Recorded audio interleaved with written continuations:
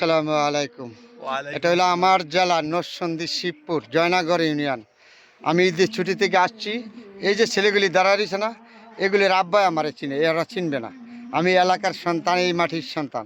তা আজকে ঈদের 5-এর দিন তো ওরা ঘুরতে এসে, তা আমি যখন ভিডিও করতেছি এই ছেলেটা দেখে বলতেছে আমারে উঠান। তাহলে আজকে এই ছেলেগুলির জন্য দোয়া করবেন। ওরা গ্রামের পোলাপান, একদিন তারাও শিক্ষিত হইয়া আমাদের মতন চলে যাবে শহরে।